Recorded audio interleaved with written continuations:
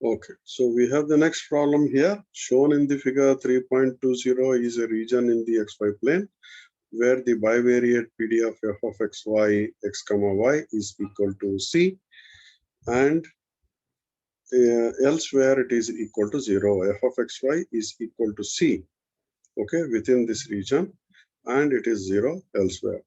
Now, when we talk about this, you can see that the value of y is varying from -2 to +2, -2 to +2, whereas the value of x is, you should think about the value of y over here. Sorry, the value of y is with respect to x over here. You can see that this is the line which we should think of, right? Right? The value of x, from x to 2, it is varying, whereas the value of x itself is varying from -2 to 2. Value of x is varying from -2 to 2. Y is varying from the value x to 2. That's one way of thinking it. The other way of taking it is the area of this total thing. How much is it? Half into base into height. This is a triangle. If it's a triangle, we need to take half into base into height. So if you take half into base into height, then half into 4 into 4. Okay, the height over here is 4. The base here is 4. So half into 4 into 4 will be the area, and that will be 8. Okay, so 8c. Okay, that will be the value there. The area here should be totally the area should be equal to 1. So therefore, half into base into height into c should be equal to 1. Half into base into height into c should be equal to 1. So if you take it that way, the value will be 8 into c is equal to 1. That's one way of finding it. The other way is this over here. F of xy 2 comma 2, the value of x is varying from -2 to 2. The value of y is varying from x to 2. Okay, please note this. The value of x is varying from -2 to 2. The value of y is varying from x to 2 because this is the line which we are talking about. Okay, this is the line which we are talking. As value of x, what you call changes, y also will change. That's why we have here the value of y changing from x to 2. So if you integrate this, that is a double integration, you'll get 8c. But the simpler method would be just to write half into 4 into 4 into c is equal to 1. That again will give you the value of c is equal to 1 by 8. The value of c is equal to 1 by 8. Now, the next value is evaluate f of xy is equal to 1 comma 1. So in this over here, in place of 2 comma 2, if we have 2 comma 2, we'll have 2 comma 2 here. If we have 1 comma 1 here, we'll have 1 comma 1 here. Only that c has to be replaced by 1 by 8. C has to be replaced by 1 by 8. Okay. If you now try to integrate this is a double integration. This has to be solved. So now if you integrate this over here, it will become this integration. If you do, it will be y with limits 1 and x. So that will give us 1 minus x. Again, 1 minus x should be integrated for x here. So that will give us x minus, x squared by 2 with limits 1 and -2. And if you substitute all that and multiply by 1 by 8, rather, if you substitute all that, you will get 9 by 2. 9 by 2 into 1 by 8 will become, 9 by 16. How it will become 9 by 2? X minus x squared by 2. If you put it, the upper limit will be 1 minus 1 squared by 2. That will be half. Then -2. -2 minus of, -2 minus of -2 whole squared by again 2. All that if you try to solve, you should get 9 by 2 multiplied by 1 by 8. It will become 9 by 16. Please try that. Similarly here also, if you integrate this with respect to y, you'll get, y with limits 2 and 6. So that will give us 2 minus x. 2 minus x integrated with the dx will give you 2x minus x squared by 2 with limits 2 and -2. If you substitute all that, you'll get 8c. Okay, so you can try that. That is the way in which we can find the value of f of xy 1 comma 1. Now next we need to find f of x x, that is a single PDF, single variable PDF for x from this value. So that will be 1, I need to integrate this for the limits of y. Okay, for the limits of y. So that will be 1 by 8 from x to 2 dy equal to 1 by 8, 2 minus x. That will give us minus 2 less than x less than y. Similarly, fyy will be 1 by 8 integral minus 2 to y dx. Okay, so limits you check up over here. This is x to 2, this is minus 2 to y. Okay, minus 2 to y. Okay, x to 2, right? So those are the things which we need to indicate over here. Now if you multiply these two, you are not going to get back the value of c. Okay, if you multiply these two, you are not going to get back the value c. Definitely you are not going to get back the value c. Therefore x, y are not independent of each other. If you multiply, if you get back the value of f of xy, f of xy x comma y, then that is independent. Okay, that is independent. Is there? So what is it we are trying to do over here? We are given the bivariate CDF.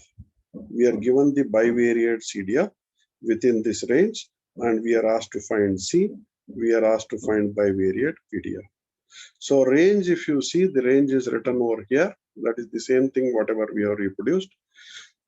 PDF, whenever we talk about the CDF, negative values, we need not bother when we take this equation. Only the positive, upper limit is what we are taking over here. So x c into 4 plus 1 whole squared plus 2 plus 1 whole square, only the positive limits. Okay, because if you substitute the negative limits, you are going to get the value 0 over here. Okay, upper limit, if you take the value, you will get some positive value. So 4 plus 1 whole squared will be 5 squared, 25. 2 plus 1 whole squared will be 9. 9 into 25 will be 225. 225 into c will give us the total, the so to say, the CDF, overall CDF area is equal to 1, and that value turns out to be 1. That's why 225 c is equal to 1, c is equal to 1 by 225. We are given the bivariate CDF. If you take a double differential of that, that is differentiate with respect to x as well as differentiate with respect to y, this CDF, we will get the bivariate PDF. Okay, to get the bivariate PDF, we should take the dou square dou x dou y of the quantity which is written here, f of xy, and that we are trying to write over here. If you differentiate this total thing with respect to x, you will get 2x plus 1, 2 into x plus 1. If you differentiate this with respect to y, then you'll get 2 into y plus y. So 2 into 2 will be 4, 4 by 225, x plus 1 into y plus 1. That is what we will get over here. Next, we need to find the CDFs for single variable fxx, fyy. So if I want to get fxx, I need to substitute the maximum upper limit of y over here. If I want to find fxx, I need to write the maximum upper limit of y here. If I want to find fyy, I should write the maximum upper limit of x. So in this case, the maximum upper limit of y over here is 2. So that is why we have written here fxy x comma 2. This should be infinity if that exists, but till infinity this function does not exist. Only till 2 it exists. Therefore, comma 2 we have written maximum possible value of y. So that will give us, I should substitute within this value, okay, the value 2 for y.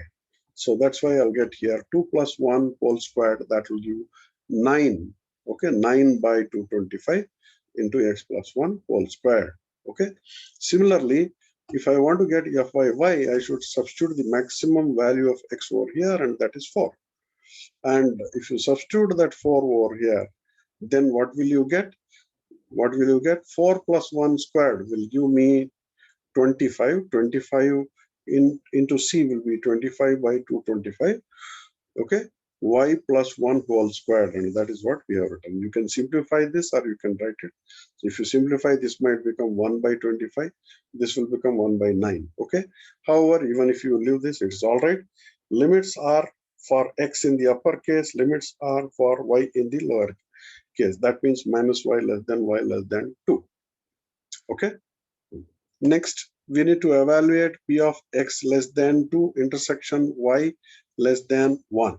So x less than 2 intersection y less than 1. So upper limit of x is 2, upper limit of y is 1. So f of x y, this is equal to the CDF itself with limits 2 comma 1, right? So there it was x is less than 4 and y was less than 2 in this case, in the total function in this case. Whereas now x is less than 2 and y is less than 1. F of x y 2 comma 1 is what we have. So substitute in this 2 in this 1, we'll get 3 squared 9, 2 squared 4, 36 divided by 225. 36 divided by 225 will give us 4 by 25. Okay, 4 by 25. Then we need to find whether the bivariate random variables are independent. For that, what we need to do, we need to multiply these two and find out whether that will turn out to be this at all, where C is 1 by 225. So if you multiply these two, you will definitely get the value of this itself. Okay, because 9 into 225 will be 225. 1 225 will cancel. 1 by 225, one of them will remain. X plus 1 whole squared, y plus 1 whole squared, that will be the value. So therefore we can say that x and y are independent of each other. Okay, so now let us go to the next topic, which is bivariate expectations. Bivariate expectations.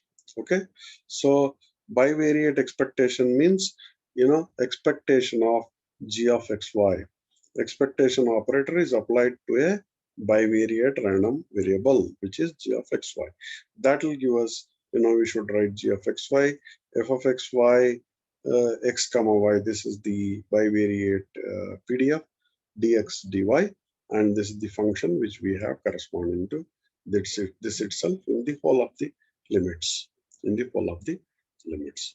Okay, so where g of xy is a arbitrary function of two variables. If g of xy happens to be a function of only one random variable, say x, then we need to take this out as gx, and this we need to integrate with respect to dy dx, and then if you integrate this with respect to dy, you'll get f of x, what you call f of x x. Okay, if you integrate this, this is the limit with respect to y, because gx is not a function of y, so that means this integral is with respect to x, this integral is with respect to y. Similarly, if you have gy here, this integral will be with respect to y, this integral will be with respect to x. So that's the difference you should be able to make out. Okay, if this is gx, then gx is a function of x, so what remains is x, and the y variable will go. Similarly, if this is gy, it's not a function of x, then we will have gy fy y dy, gy fy y dy. Okay, now this will become gx. So this is same thing as the earlier case which we have already considered.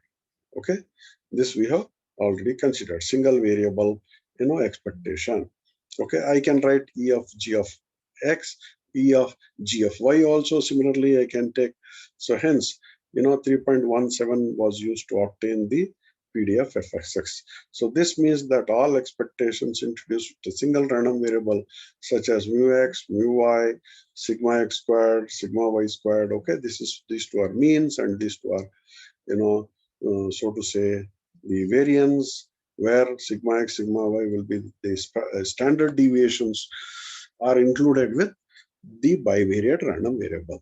Okay. Similarly, we can have what is known as the correlation of x and y, which will be the expected value of the product of x and y. That means g of xy is equal to xy. Now, g of xy is equal to xy.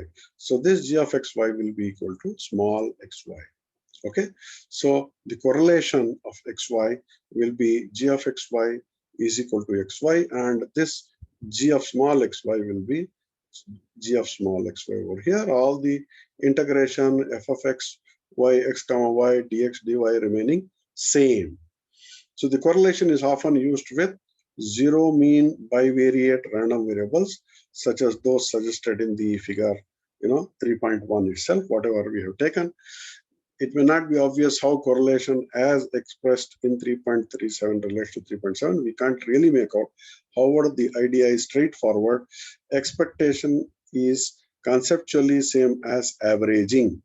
Whenever we talk about expectation, it is same thing as averaging. Okay. So in that case, if E of xy is equal to 1 by n, sigma I is equal to 1 to n xi y I. Okay, if you approximate it, whatever we have written over here, the integration will get converted into the summation. Integration will get converted into summation 1 by n. That is the what you call average. When you talk about average over here, then that will give us 1 by n, sigma I equal to 1 to n xi yi. This is what is averaging known as. Then in the figure 3.1a, the xi yi product tend to be positive. This quantity should always be positive. Okay, we can go back to the figure 3.1 where what it will correspond to. Let us try to see that. Okay, so that will be 1. So 3.1. Yes. So we are talking about this figure here, A, B, C, right? 3 figures over here.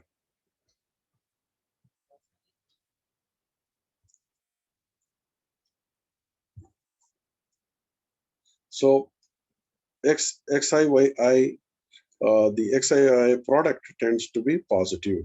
When we talk about this over here in this figure A, xi, yi is positive because when xi is negative, yi is also negative.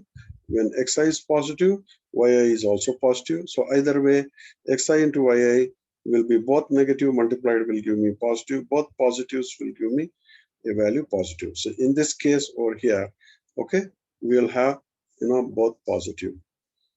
So when both are positive, when xi and yi product tend to be positive, if we consider 3.a figure, then we will have this quantity is always greater than 0 because both of them, xi, yi will be positive. And this is described as positive correlation, and that is known as positive correlation. Okay. Similarly, if we take the figure which is the figure which corresponds to this over here, right? So when x is negative, y is positive. When x is positive, y is negative. So the product of that will be always negative. So if you take this case, then the correlation is negative.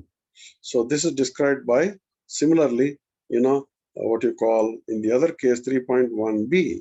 Okay, the product tend to be negative and we will have less than 0, and that is known as negative correlation. In the figure 1c, the product tend to be the average, which is 0. So that means the average itself will turn out to be 0 with this figure. Okay, we don't know, it's all random over here. Okay, so it's random over here, and these 3 points and these 3 points are opposite to each other. These 2 points and these 2 points are opposite to each other. So therefore, they'll cancel out, and we'll have the average to be equal to 0. Okay, so greater than 0, less than 0, and equal to 0. Okay, this is C, 3.1c. That will give us the value which is 0. So if the bivariate random variable do not have mean of 0, we generalize the correlation in 3.37 and define a covariance defined by, xy. So covariance of xy will be, so if the mean is not 0, that means either positive or negative, then we will write E of x minus mu x, y minus mu y. We will have covariance like this.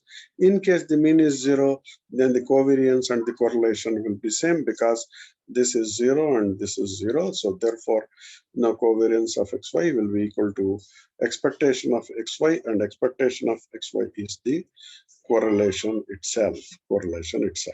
So correlation and covariance will be same if the means are equal to 0. However, if the mean are not equal to 0, then we will have a covariance which is something like this, and we can try to expand that, multiply that, and write it. Then we'll have this as the correlation, and this will be these two are going to get cancelled, and we will have here multiplication of the means. Okay, these two will be same and they'll get cancelled, because E of y will be mu y, E of x will be mu x. So mu x mu y mu x will what you call be two negatives, and they'll not cancel, there'll be two negatives, and one of them will cancel with this and the other will remain. So we'll have mu x mu y. So this is mu x mu y, this is mu y mu x, and this is plus mu x mu y. This and this might cancel, and what remains is only this. So the covariance will be equal to the correlation minus the multiplication of the means. Okay, I hope this is clear.